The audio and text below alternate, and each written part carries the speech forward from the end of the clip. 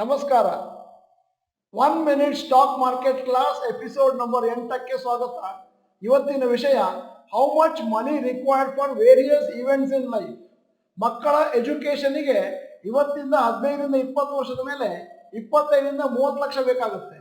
ಮಕ್ಕಳ ಮದುವೆಗೆ ಇವತ್ತಿನಿಂದ 20ರಿಂದ 25 ವರ್ಷದ ಮೇಲೆ 30ರಿಂದ 40 ಲಕ್ಷ ಬೇಕಾಗುತ್ತೆ.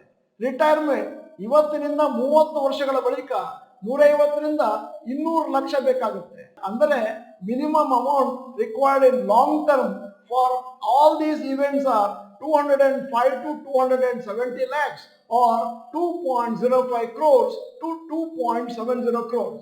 ಬಹಳ ಜನಕ್ಕೆ ಈ ಇನ್ಫಾರ್ಮೇಶನ್ ಇರೋದಿಲ್ಲ. ಅದಕ್ಕೋಸ್ಕರ ಇವತ್ತು ಅದರ ಬಗ್ಗೆ ವಿಶೇಷವಾದ ವಿಡಿಯೋ ಮಾಡಿದ್ದೇವೆ. ನಮಸ್ಕಾರ.